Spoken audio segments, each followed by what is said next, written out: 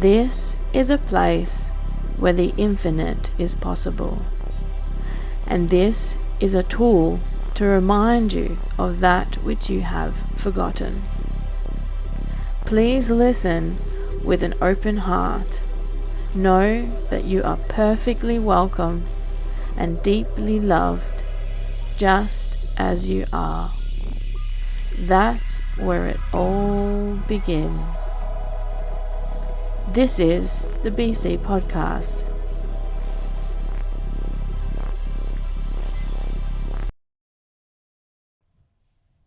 Hello. Welcome back. Thanks for tuning in.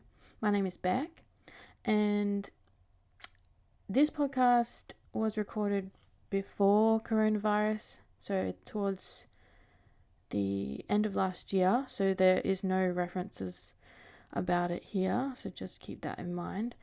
But it might also come in handy at calming some of your nerves in the survival aspect of things. So the next guest of the podcast is a Mr. Bob Cooper. He is a survival instructor.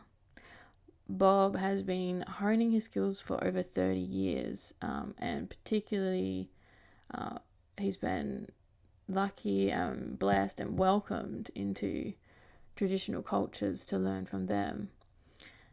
He has a great way of showing you the realities of the elements whilst also removing your irrational fears. He did that with me just by simply sharing the facts in a really simplistic way.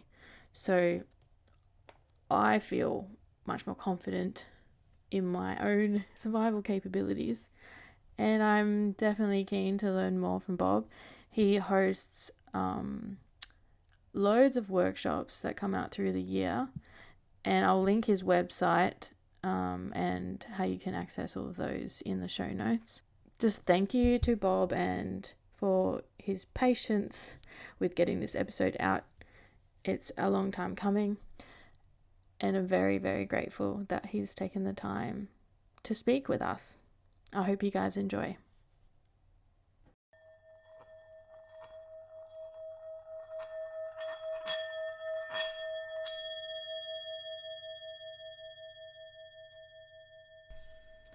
Hello, beautiful people. Welcome to the BC Podcast. My name is Beck, and today I have an awesome dude here. His name is Bob Cooper. Hi, Bob. Good morning. How are you, Beck? I'm good. Thank you so much for letting me come to you in your busy schedule to sit down and have this chat. Oh, it's going to be a pleasure. Thank you. I reached out to Bob because I had attended one of his survival courses, and it really took away my fear of creepy crawlies and nature, and if I was to be stranded, I feel much more confident in myself now that I would be able to survive. And so I wanted to kind of see if I could get any more wisdom from Bob, cheekily, for myself and for all of you, and kind of expose you if you haven't heard of this wonderful man. So how did you get into survival? What inspired you to be a nature man? Being a nature man, I think I was born into it. A question I get asked often: when did I start? How did I start? How did I get into this industry?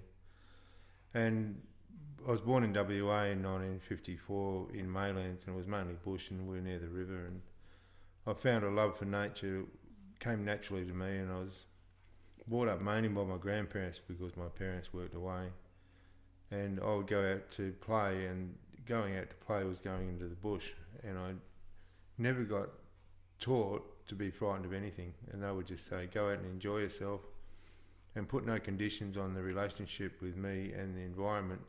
For instance, they wouldn't say, go out and enjoy yourself but don't get hurt, or don't get lost, or don't play with this or play with that, and watch out for because they didn't know they were Irish for a start, which explains part of me. And they would never said be careful of snakes, be careful of spiders, or don't get lost, and those sorts of things weren't installed into me when I was younger, which is where most of our fears develop before the age of 8. in a human brain development. And then all through primary school and high school, I was just super interested in biology. I loved it. I couldn't get enough. And by the time I was in third year high school, I was writing and reading in fifth year biology. So I just loved it. I couldn't get enough of it. And then at the end of high school, fifth year high school, I went and worked on crow boats up at Lansdowne, which gave me an exposure to country towns and things like that. But when I was younger, I did some adventurous stuff. I used to hitchhike everywhere. Used to what? Hitchhike. Oh, hitchhike.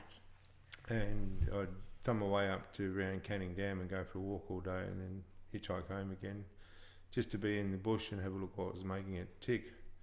And then when I was 17, I walked from North Beach up to Yanship by myself just to see what that would be like.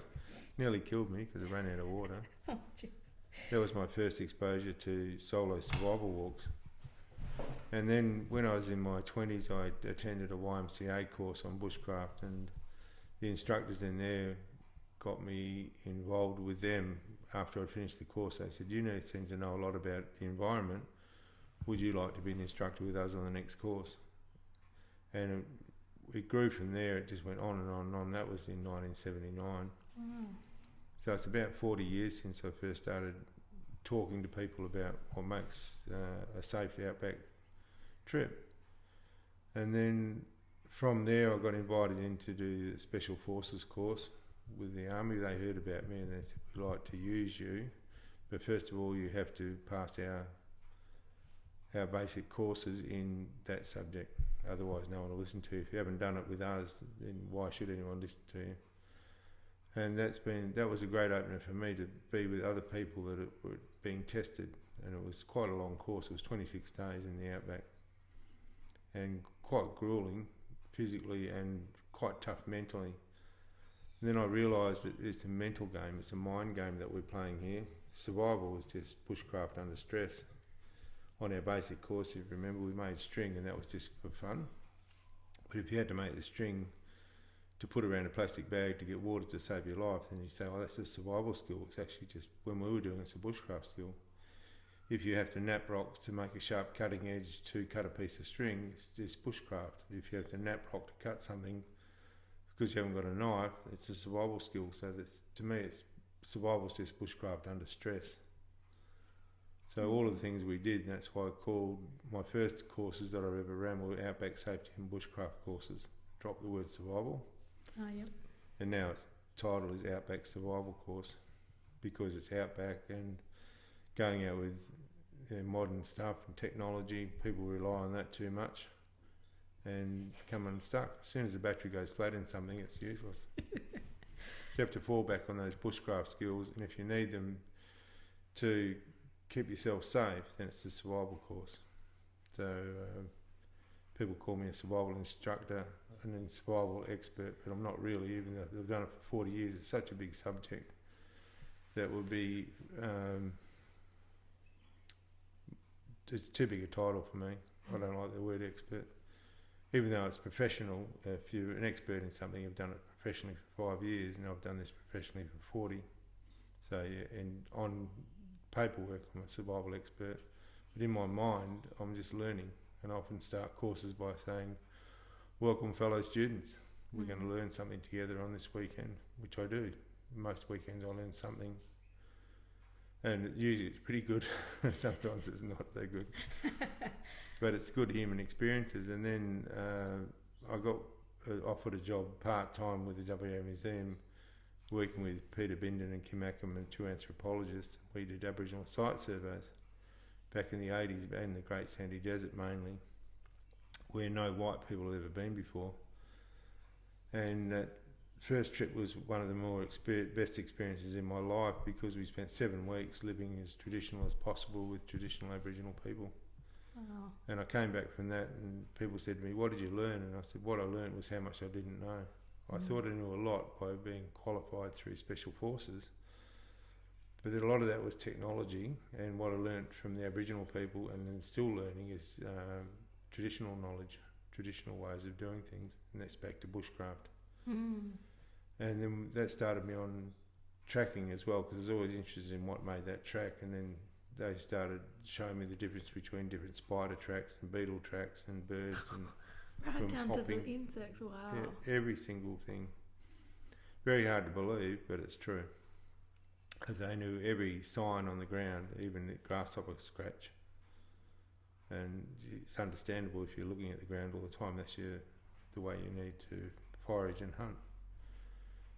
And from there I went, worked with Texas Parks and Wildlife Service for 9 years. Every May, June they invited me over to help run their survival courses in the Chichaoyan Desert, and learned a lot from a guy called Dave Alloway, who was a part Cherokee Indian, and also the Mexican instructors that were there. So 1 year we did a tri-nation. It was Australia, North America and Mexico. Three different sorts of instructors all come together to conduct this course in south of El Paso. Wow. And then sadly Dave Alloway died. He got kicked by a horse and died, which was very sad at the age of 46. And I never thought about running the courses in memorial of Dave Alloway. I just stopped and I drifted away from Texas Parks and Wildlife. But since then I've also run courses in Malaysia in the jungle with the Orang Asai people, who taught me another bunch of humbling skills. And then while I was in Texas, I was invited up to spend some time with the Sioux Indians, not as a tourist, as a guest, with the traditional, as traditional as possible. And that was an amazing experience as well. Spiritually, they were very powerful. And all of the stuff that... can we just touch on that? Yeah, spiritual side of it. Yeah, I was about to say that. All of the stuff with the Aboriginal people or the Indigenous people of anywhere was spiritual. And we believe in mind, body, spirit. We spend a lot of time looking after we should do after our bodies.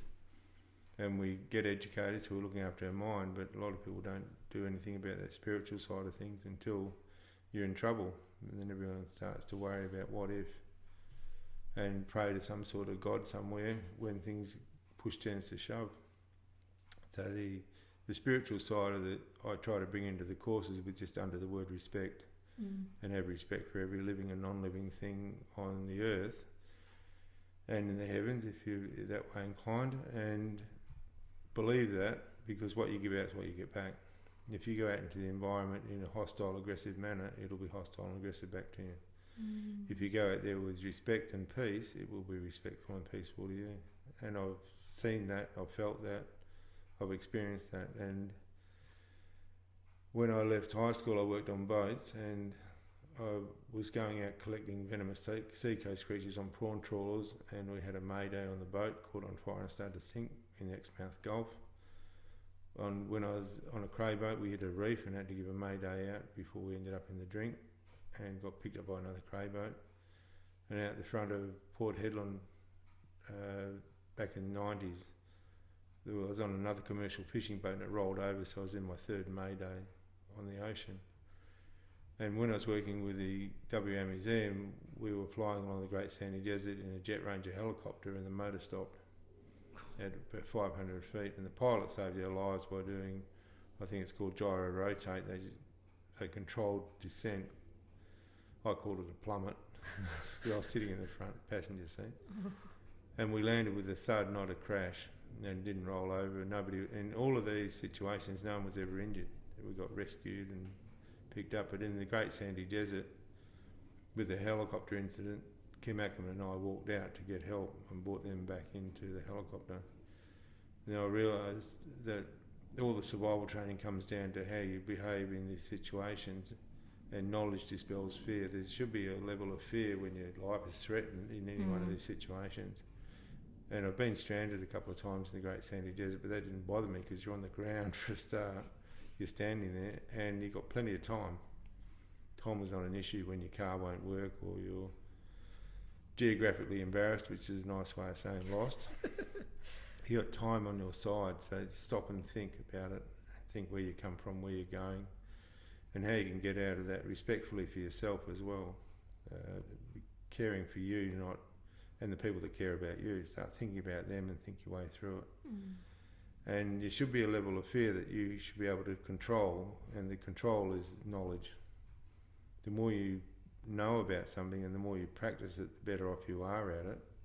And when it's in reality, you put it into play.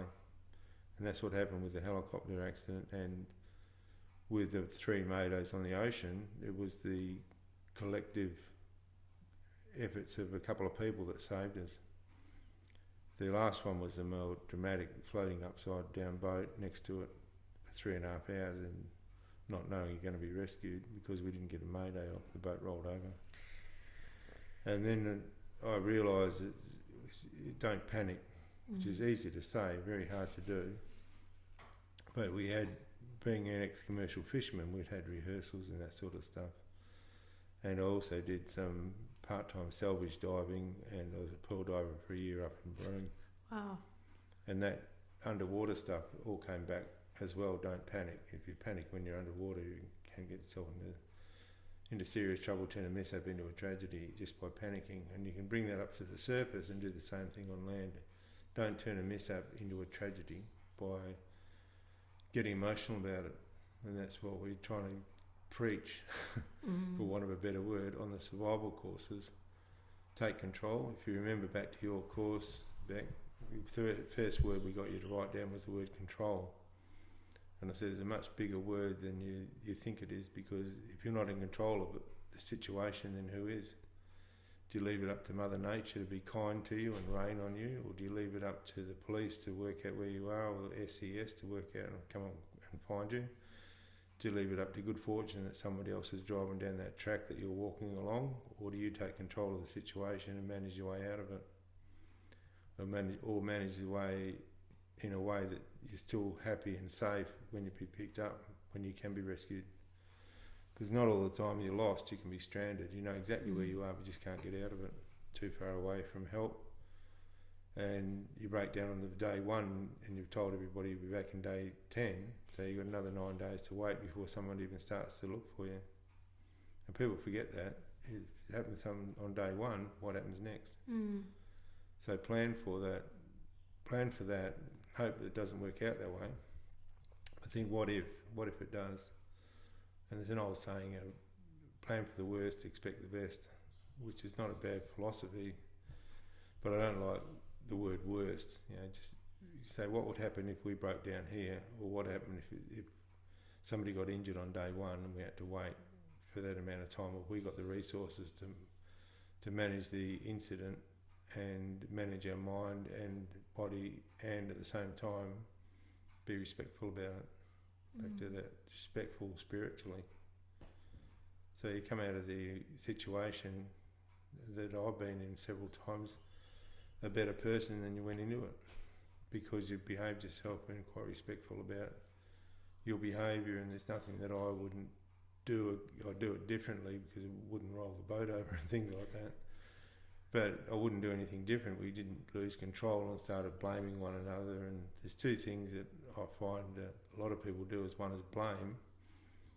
Blame somebody, blame the vehicle, blame the road, blame the parks and wildlife, blame your unhappy childhood. Goes back to that. Yeah. And then the other one is feel sorry for yourself, because you're still standing up, you're still alive, and you're still in it. So while you're breathing, there's always hope that you'll get out of it.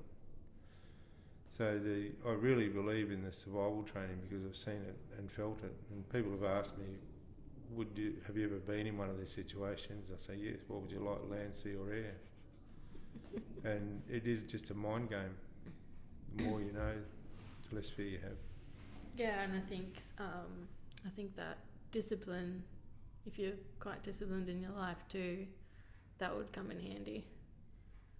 Like staying focused on the task of helping yourself get out of that situation. Yeah, so the first thing is to take control of your emotional side of your mind, so you don't panic and don't let the fears come into it and override common sense, because of the stacked up fears that we have, which most of them are unnatural, and it can be the fear of the dark, fear of being alone, the fear of loss, the fear of embarrassment, which happens in a lot of guys when they get stranded.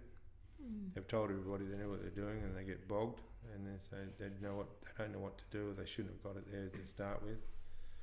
and they panic and want to get out of there before somebody actually sees them in that situation and just make it worse. And then one of the questions I get asked a lot by radio stations and TV channels, why did the person leave the vehicle when they had water in it and they died of dehydration? And I feel like saying, I don't know. Wouldn't have a bloody clue. But the truth of the matter is I don't know their fears, but what drove them to leave the vehicle was fear. Why would you leave a vehicle with 80 litres of water in it and die of dehydration that day? And it's the lack of knowledge and the lack of control over your fears. So what made that person leave that vehicle, sometimes within 2 hours they've gone, haven't even thought about it. Have they got the right shoes on? Have they taken stuff out of the first aid kit? Have they ever walked 40 kilometres before to get out of something? What time of day? What's their walking plan? When are they plan to rest? And all these things. What happens if you have an injury on the way? And how long would it take someone before they come and find you? Would have been quicker than you leaving the vehicle. They haven't thought about any of those sorts of things. Walk off, and most people die within 20 kilometres.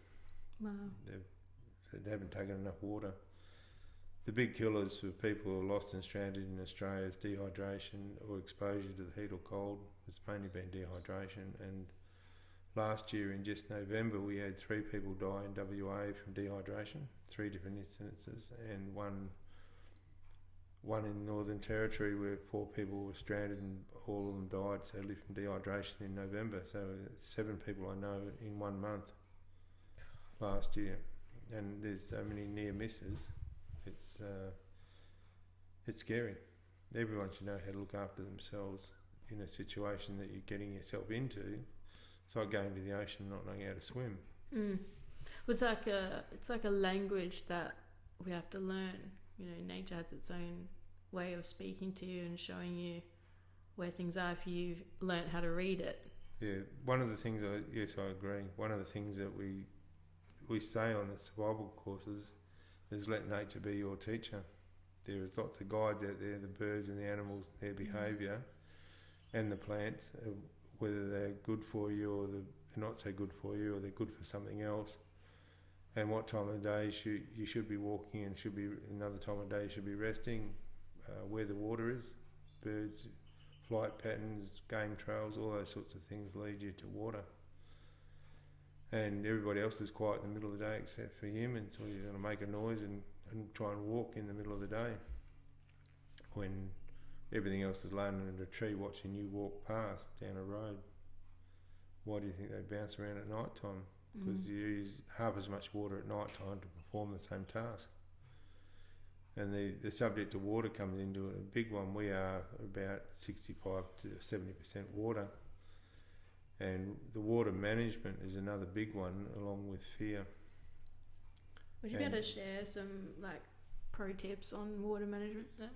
Yeah, we should be drinking around 1 litre for every 25 kilos of body weight per person per day to keep yourself hydrated. And the problem with this is that we start to dehydrate from the brain down. So our decision making and everything becomes really dramatically affected from dehydration. And everybody, I don't know why they think they die of dehydration, because your body dries up and your heart stops, or your liver stops, or your kidneys stop. It's your brain that's affected first. And the big one that surprises people is that sipping water doesn't prevent dehydration. You'll sweat out more than you're consuming and you start to dehydrate. Sipping water does not prevent dehydration.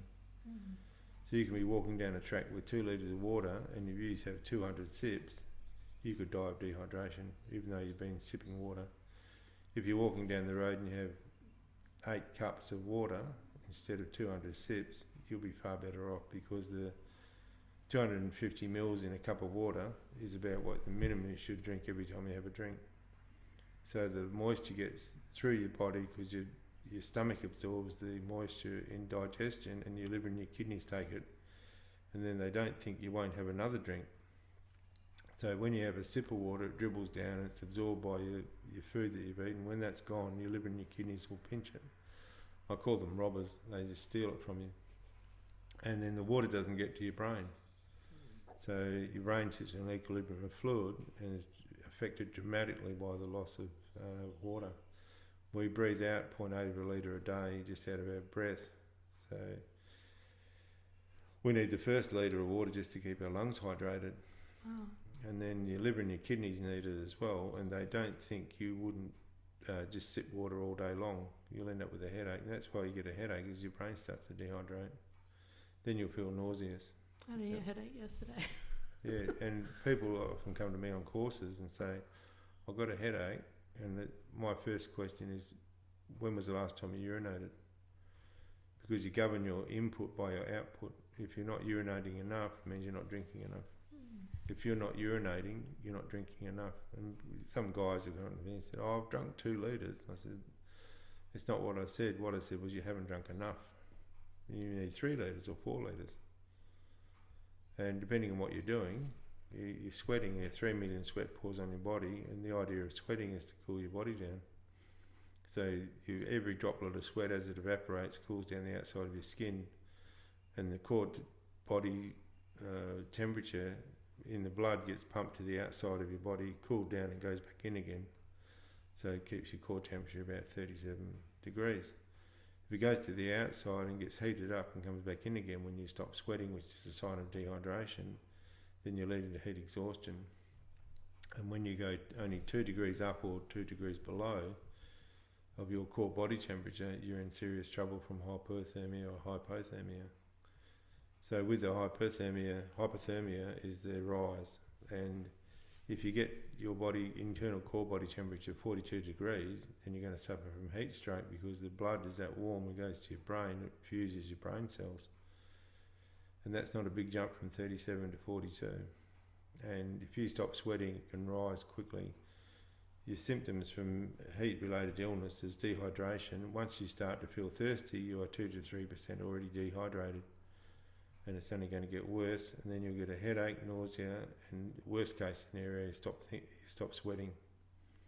When you stop sweating, you start to have your body temperature rise, and you suffer from heat exhaustion, because your body's overheated and exhausted, and if you keep pushing it, you'll go to heat stroke, which can be fatal, and irreversible brain damage. And so when you're out in the bush, on a bushwalk or something, and you've just run out of water, and there is a stream, so like I've been listening to a lot of podcasts from some scientists about bacteria and parasites and stuff like that. So if you drank the water without purifying it, it'll take 2 to 3 days before you have an upset stomach. And to cure an upset stomach means you're still alive. If you don't drink the water, you'll die. You can filter it through cloth, but that's clarifying. It's like clarify a statement, make it clearer. It doesn't make it any less harmful with microorganisms in it. So you should have some either chlorine-based purification tablets or other chemical ways of purifying water. The best way to do it all is to boil it. So you bring it to 100 degrees Celsius, and that kills off all the pathogens that are in the water. They die between 60 and 70 degrees Celsius, and they're completely gone. So when you bring water to a boil, at sea level it's 100 degrees, and that means it's killed everything. At 3,000 metres it's 90 degrees, that means it's killed everything. As soon as you get some air bubbles in your water, take it off, otherwise you're wasting your water and you're wasting the fuel. And there's lots and lots of nice chemicals that you can purify your water with. You should have in your little dilly bag with your little survival kit, emergency kit, that you should take with you when you're bushwalking. And when you run out of water, you should start heading towards a water source or heading back. So if you just drank from a running stream, there could still be parasites in there. It could be. But yeah, there's a much better option. Yes, and I've built up a fair bit of resistance by taking sips or mouthfuls of water everywhere I've been around the world. And see what the water tastes like, see what the ground tastes. I'll even stick my finger in the sand and eat it. Yeah. Just see whether it's good, it's iron or it's a limestone flavour or whatever it is. It's not dirty. There's not much bacteria in dirt. You know, when you've got animal droppings and things like that, obviously you're not sticking your finger in that. But just normal sand hasn't got that much bacteria in it. It's sanitised by the sun for a start. It's in 40 degree heat, every now and again it kills bacteria. And that's the same with you keeping yourself healthy. In those situations, if you haven't got water, you can take your clothes off and hang them up in the sun and let the sun kill the bacteria that's growing on, and fungicidal stuff and all the nasties that could cause you chafing and irritation later. And even if you have a sand bath, what birds do, rub your skin with dry sand, run underneath your armpits with dry sand and rub off some of that scaly stuff that's building up and between your toes and all those sorts of things, and keep yourself extremely hygienic all the time. And with that water consumption, the loss of 2 litres of body fluid without replacing it, by breathing it out and sweating it out, impairs your ability to think clearly by 25%. If you keep sipping water, it'll start to deteriorate from the extreme dehydration down to a thing called dehydration dementia. And then you make decisions like a demented person does, unfortunately. Yeah. And that explains why some of the things that people do in a survival situation when they're suffering from dehydration would be called foolish. And it really is, their mind's out of control. And one of the people that I was investigating and involved in with the death of in Queensland, he took all his clothes off and stacked them on the side of the road neatly and tidily, and then walked off with no clothes on in 47-degree heat. And one would say you'd have to be out of your mind to do that, and he literally was. He was suffering that far from dehydration that he did that. And it's not because he accepted death or anything like that, it's because he's suffering from dehydration dementia. And he's not the first person to do that. The people walking along and throwing their hat away, they haven't carried it in their hand in above 40-degree heat, and you say you have to be out of your mind to throw your hat away. Then they threw their shirt away. Now they're getting sunburnt while they're walking, and then they've taken the trousers off and thrown them, and they're actually throwing them into the bush. Wow. And died, hours later. Sadly. Mm. And it is sad to investigate some of these and help with the investigation. So it was all there, but they just didn't know it. So have you done a few of those investigations? Yeah, I have been involved in a couple. Yeah, the mines department got me with a couple of people who are working in the mining industry and died of dehydration. And it is due to lack of knowledge. Mm. I know a lot who of... should have given that knowledge before they started it, we don't know. Mm. And it was basic, really, first aid. You should learn a lot about that in first aid courses. They should more emphasis on heat-related illness in Australia. We can get it just working anywhere. Yeah. We can get it recreating, we can get it working. And everybody should know those sorts of things. And basic first aid treatment is like knowing how to treat a snake bite. The other part of my life is I've got several species of venomous snakes. I've got 5 different types. We've got about 40 snakes altogether, including some pythons. And we take them around a place and teach people how to catch and release venomous snakes. And the amount of people that don't know how to treat a snake bite is incredible. In Australia, you wouldn't think that people didn't know how to do it. But sadly, the far majority of people who have died from snake bite in Australia have been untreated. If they'd been treated straight away, they wouldn't have died. Yeah, I remember that part of my course, and that just blew me away at how calm they were if we stayed calm. It's all that respect, isn't it? Mm. So you leave them alone, don't fool around with them, and they won't come near you. They won't come and bite you on the leg just because you're standing there. They'll crawl straight past you without any fear. But what triggers the fear in animals and in people is sudden movement. And that's what people go up to a snake and move really quickly and try and grab it behind the back of the neck or pin it down. What do you think the snake thinks you're doing to it? You're not there to help it move it on. You're moving too fast, because everything that kills a snake moves fast. The trick around with all wildlife, whether it's a bird, mammal or reptile, is to make your hands sway like a swaying tree branch. And that doesn't scare anything. It's that sudden movement that frightens the daylights out of things. And then you go up to somebody and push your hands in front of them really quickly and they'll jump.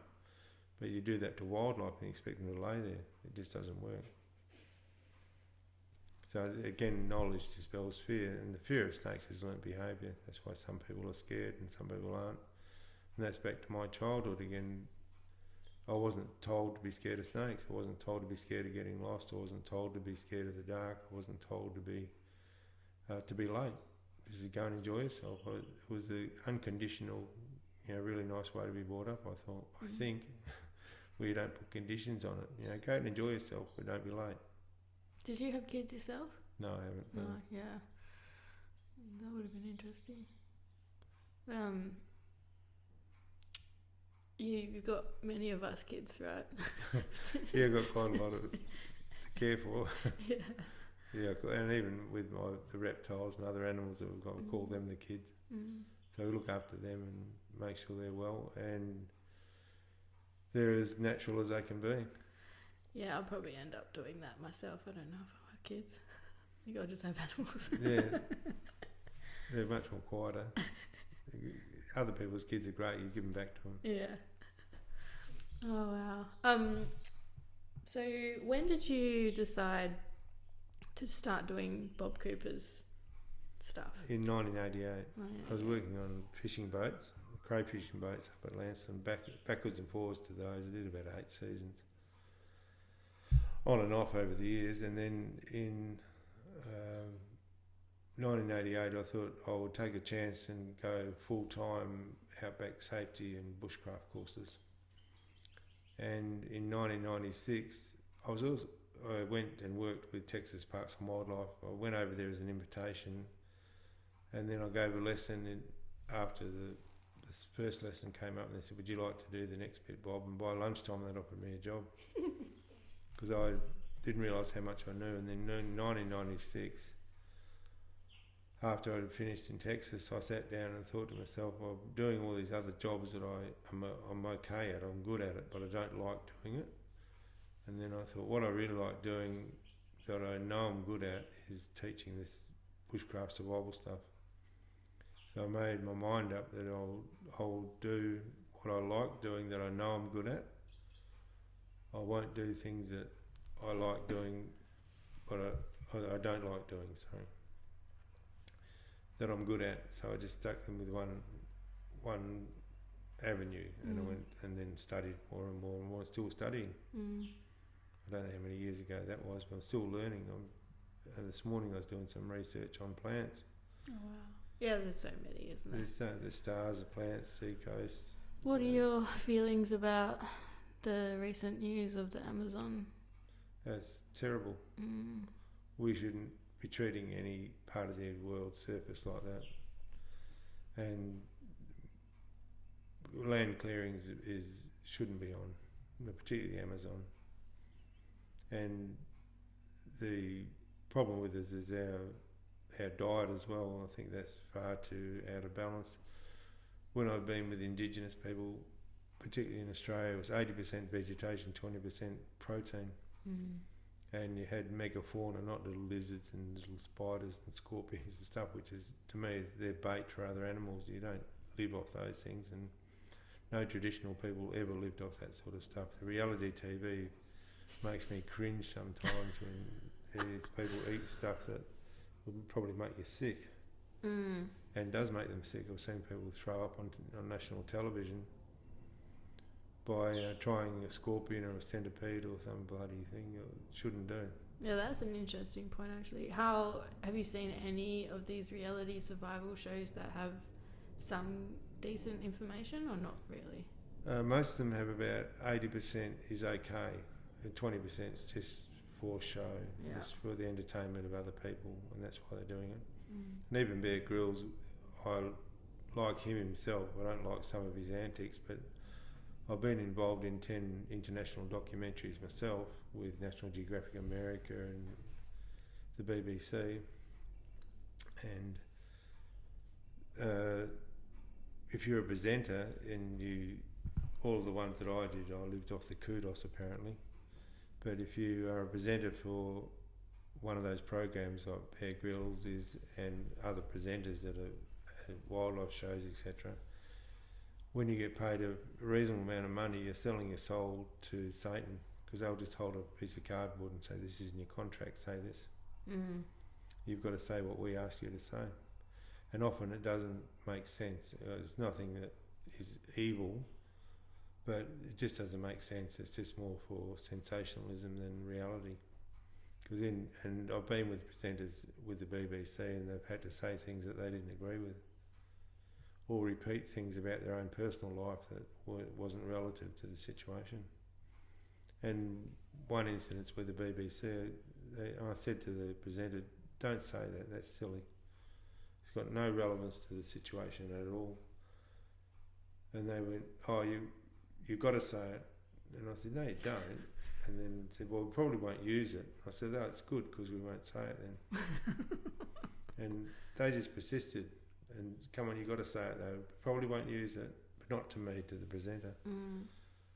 And he had to say it, and it was used. It was silly. It was something about his personal life, being in the British Special Forces, which actually had nothing to do with the program.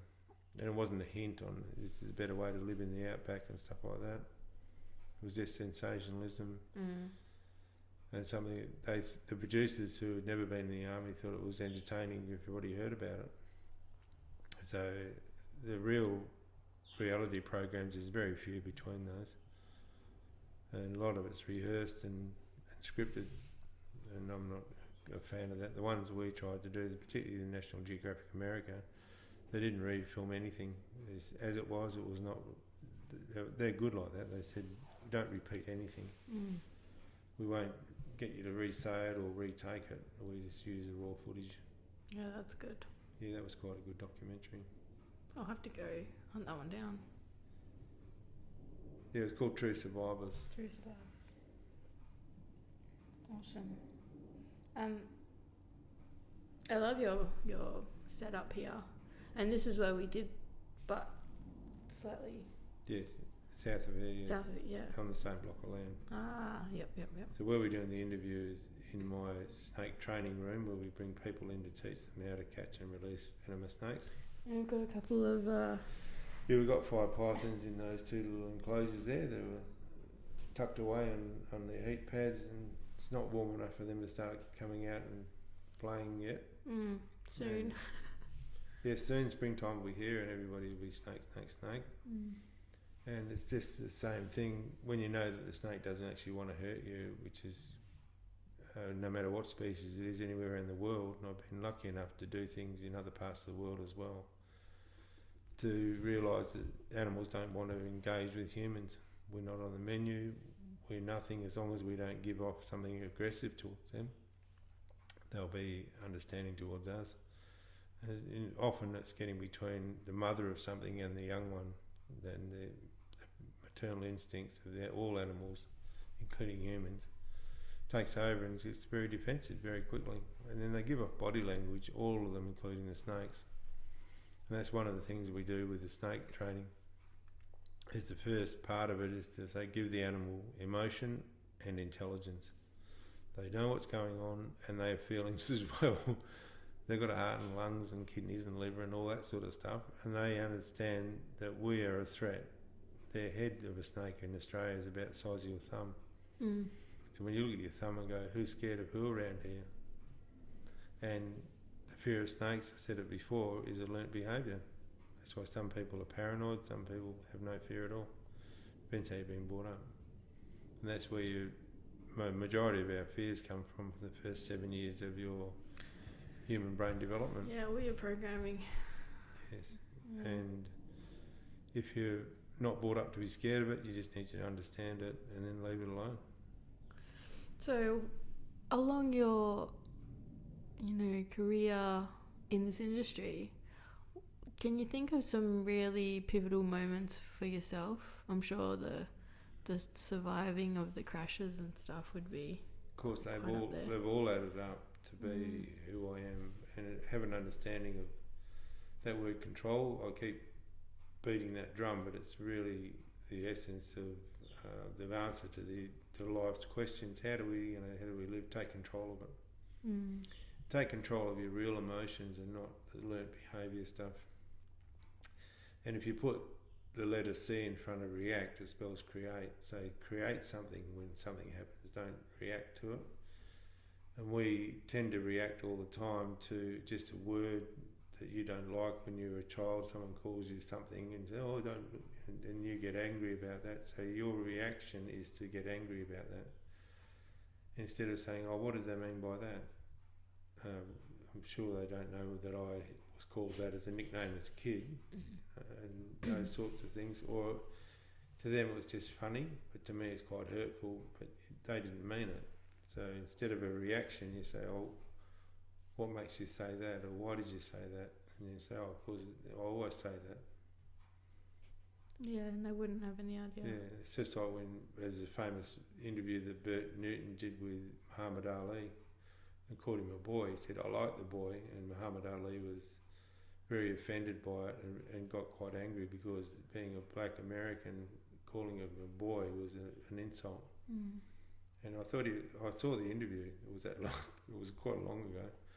But Muhammad Ali, I thought he was going to punch him, which Bert Newton would have said, found out. And he said, Bert Newton said, "What did I say wrong?" And he said, "You called me boy." And he said, "What's wrong with that?" Because in Australia it's not a big offence. But some African American people got offended. Yeah, that's a good example, actually. Yeah, so Muhammad Ali's reaction was, "Don't call me that," and hostility and anger and all those things were coming up again. That's too emotional. Instead of saying, why did you say that? And Bert Newton said, "I call everybody, I like the boy," is one of my sayings.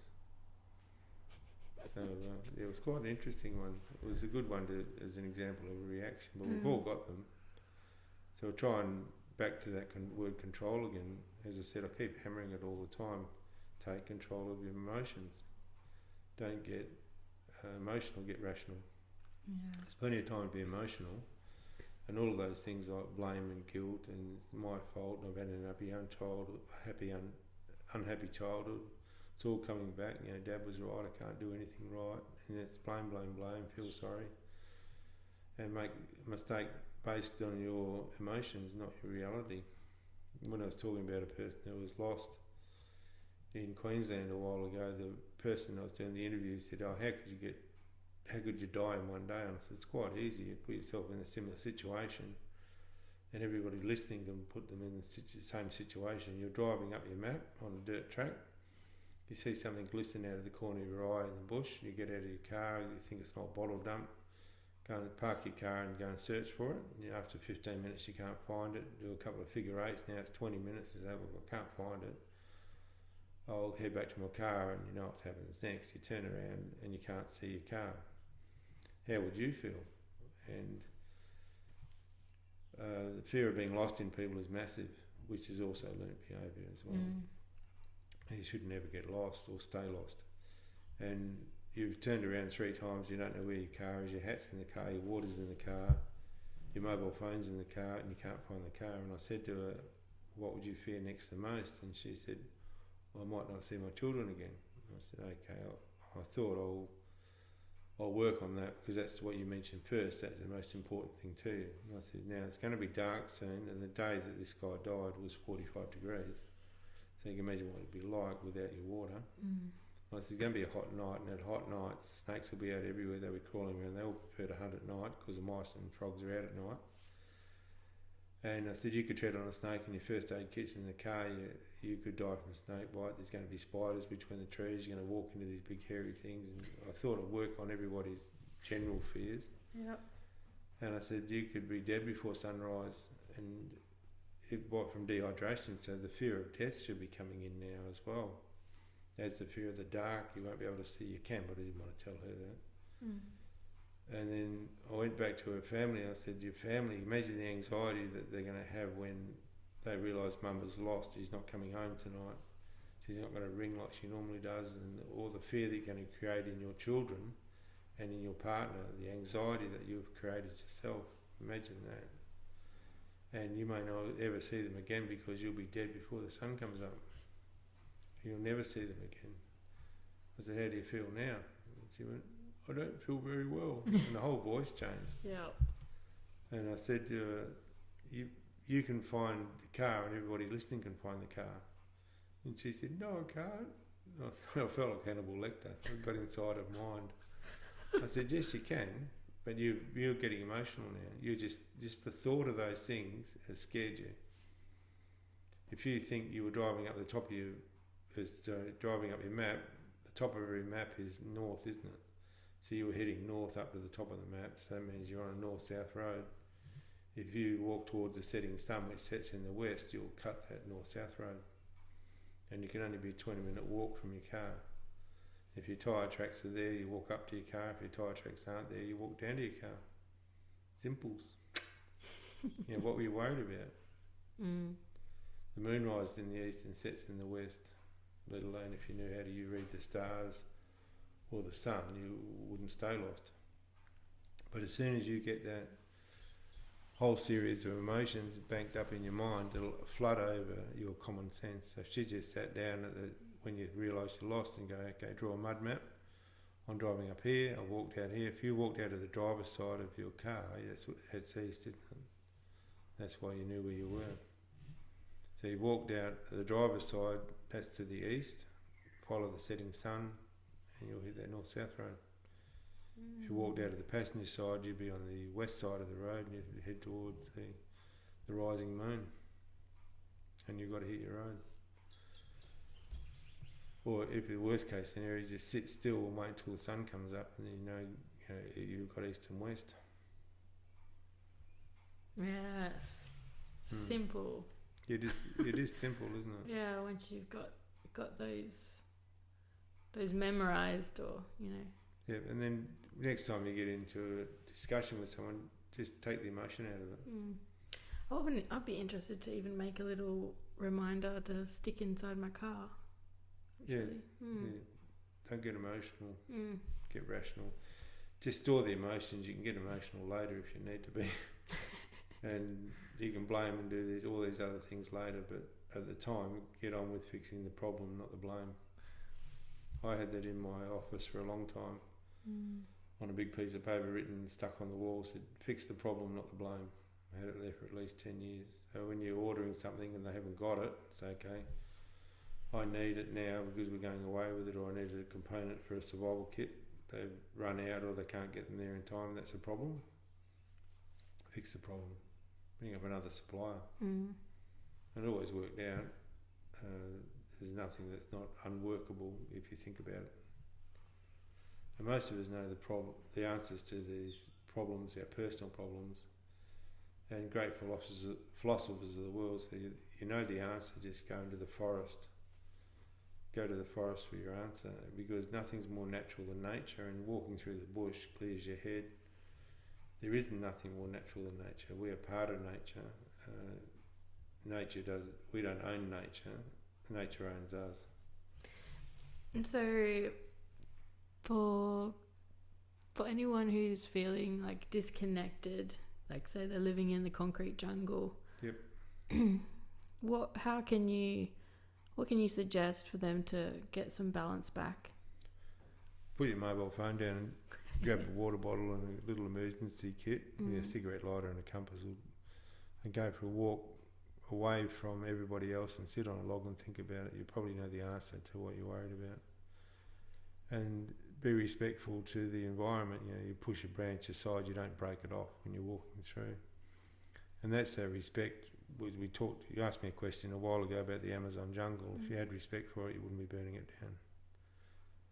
Yeah. You'd either find another way of doing more intensive farming with cattle than not clearing more land for cattle, or find out the fact that we're eating too much meat or wasting too much.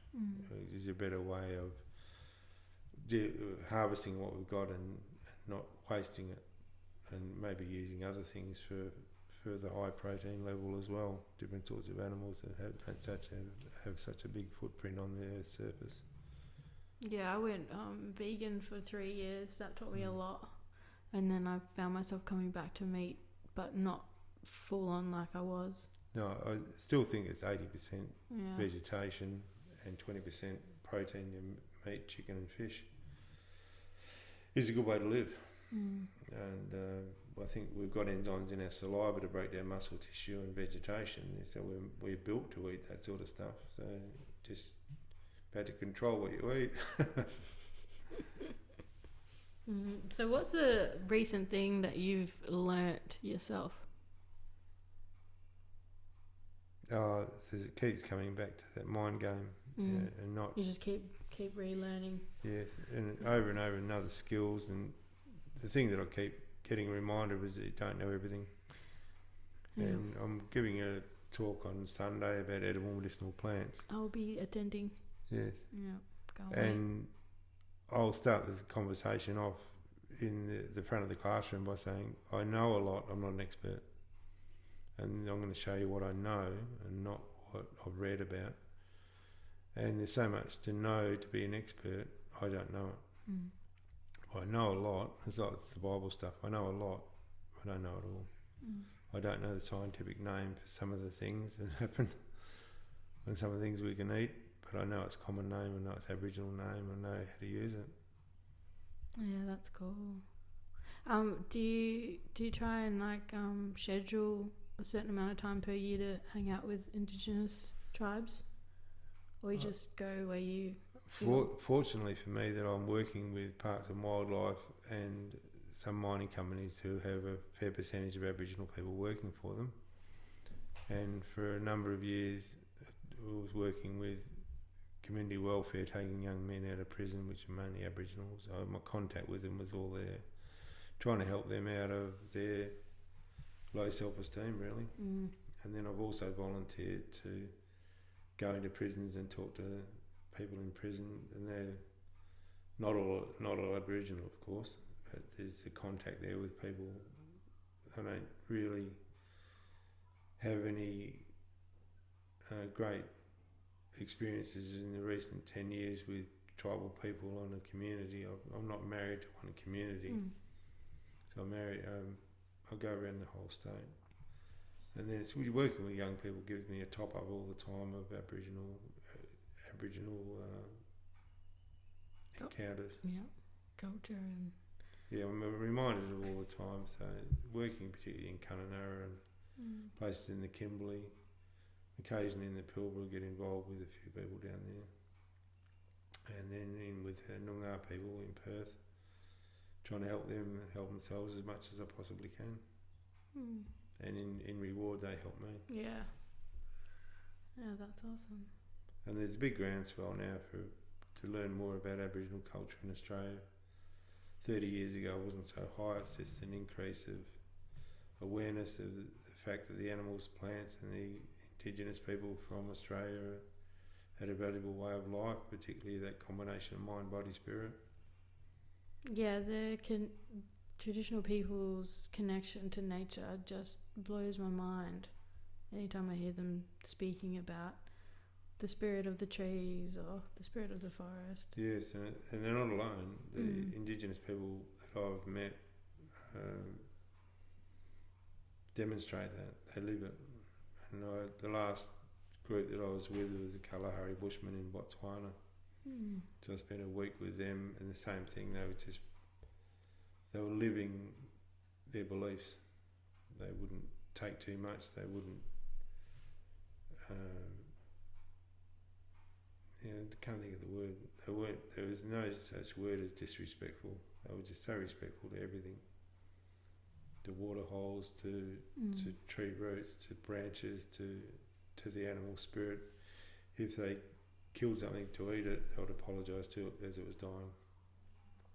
And similarly, if there's 3 underground potatoes to dig up, they would leave one for the tree, one for another person, and then take one. Then they'll fill the hole back in and contour it back and make it look like no one had ever been there. Even to the point where there's the leaf that's faded on one side and not so faded underneath. They'll put them back the right way. Wow. You see, it looked perfect. You hadn't been there. Nice. And thank the tree for the food or the water. Is there anything you want to say to the listeners? Just have safe outback travels. Go along there with a really open mind to take everything in and leave all your troubles behind. And I don't know where fear goes, but when it goes, it's gone. So I often say to people, write down your 5 biggest fears in life. What are they? And that's a really interesting thing that everyone should do every now and again. Write down what are your 5 biggest fears, and forget about sharks and crocodiles unless they're on the top somewhere. But you've got the fear of failure, the fear of being alone, the fear of loss of something. And that can be relationship. Excuse me. Or the fear of success is that holding you back more than the fear of failure. So when you've got those 5 fears written on a whiteboard, and we find out they're all different because they're all in behaviour, would you like someone to make fun of one of your fears? And you say, no, I wouldn't, because it's real to me. I'm scared of balloons or scared of clowns or something. And so you wouldn't like someone to make fun of your fears, or don't make fun of somebody else's. Ever. Because they're as real as yours are to you. And then the next question is, what have you done about those 5 fears? Or are you going to wait until the 2 or 3 of them turn up at the same time and you'll have a panic attack? Yeah. And that's what happens in the outback. You get stranded, and then your fear of embarrassment, the fear of death, and the fear of being alone, the fear of not being in control, and make a decision based on your emotions, which could lead to your demise. So what have you done about your 5 fears? They're all, if you choose to, you can modify your behaviour when those things appear. So if you're scared of spiders, deal with it. Go to somebody who can help you get over that with the right therapy and exposure to the subject, and get rid of it, so that you live a more free life where you're not scared of anything. And I was asked once, what am I scared of? It's probably failure. Be one of my biggest ones. And that comes from childhood, going to school, and you can't fail, you've got to get good marks, you've got to do this, don't upset the headmaster, don't have, the fear of letting your parents down, that sort of stuff. Well, that was drummed in us when I went to school. Is that still one of yours now? Probably. Yeah, no, I should say yes, it is. Yeah. Not probably. That's. Failure, but But not in getting into trouble. I'll try really hard to pass something. Yeah. I'm not very casual in the classroom going, it doesn't matter if I don't pass. I really think in the back of my mind I want to pass. You want to know the subject, so you want to pass it. But also you don't want to let people down who, I suppose that's another fear as well, letting people down. Have you delved much into death? Because I'm sure you being out in nature, you've seen a lot of it, and it's part of the cycle of life. But when we are faced with our own immortality, just reminded of it, you go through that. We should live every day as if it's the last one. Just enjoy yourself, and that freedom of not having those fears is the answer. The key to the survival in your mind is live freely. Don't have the fear of any of those unnatural things, the fear of failure, etc. The only 2 fears we're born with is the fear of falling and the fear of loud noises. If something growls at you, there's an eruption, you will naturally go into fight or flight mode. So, and then in my mind, we have 5 basic emotions. We have fear. The dark side of fear is panic.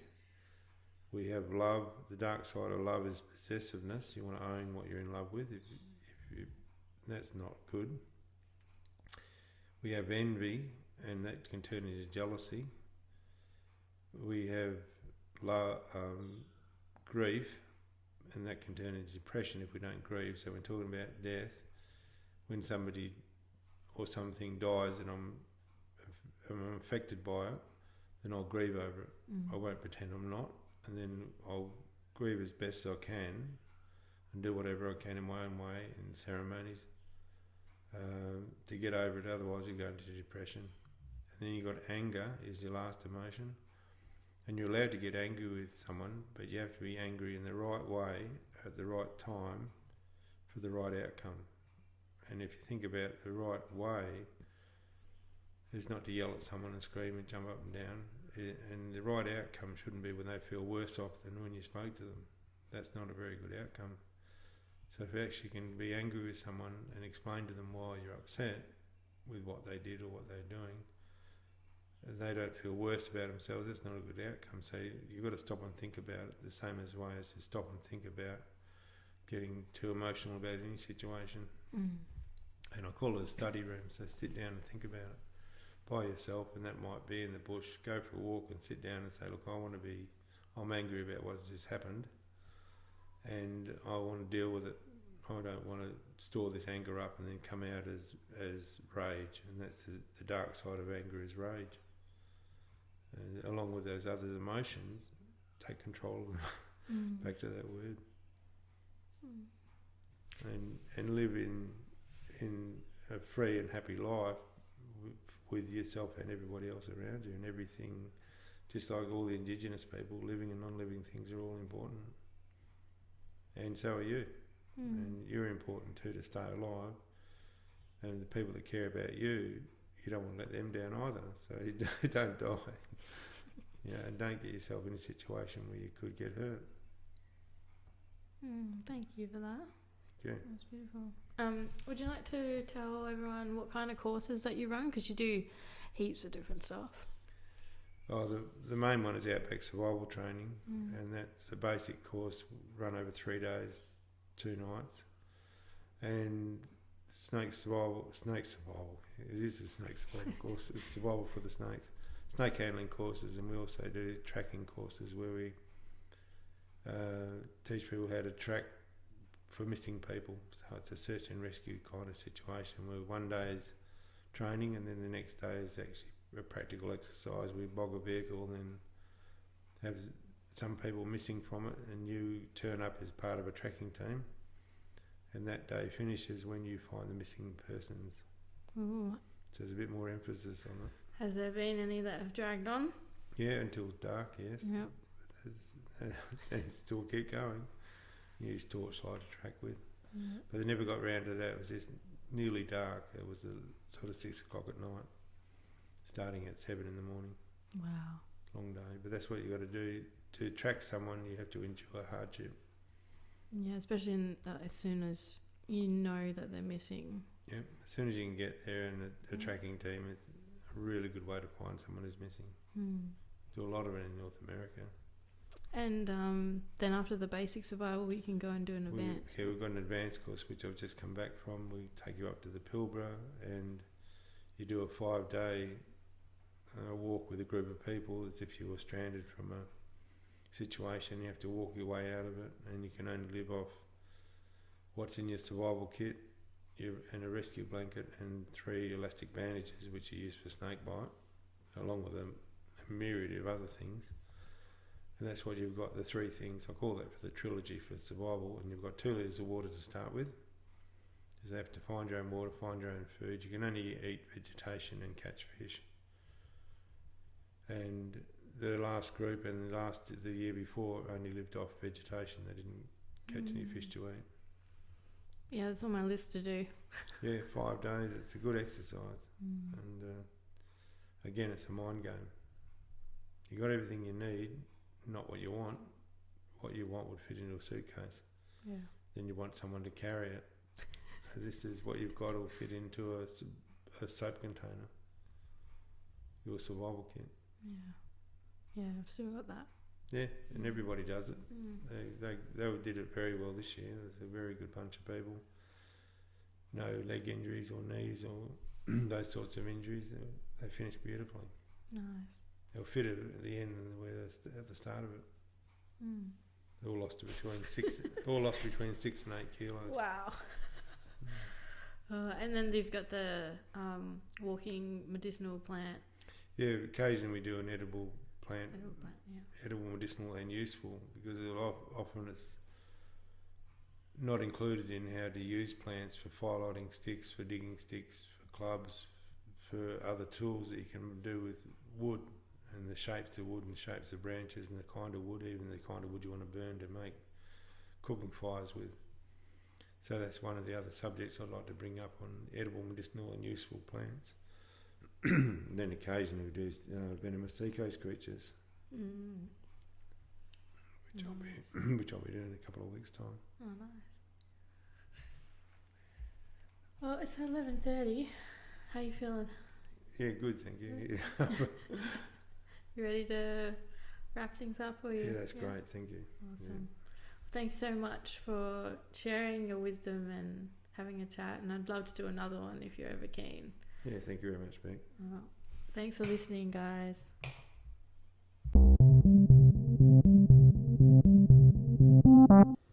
Woo! Hey, did you guys go and grab yourself some water? I was drinking water like crazy. Thanks again to Bob. You're awesome. And the music was done by Tran Exista. And the little thingy at the end was me. My website is www.bcpod.com. You can find me on Instagram, Facebook, and I'll link all the stuff we referenced in the show notes and where you can find Bob. I think that's it. Have a great day and stay sanitary, people. Bye.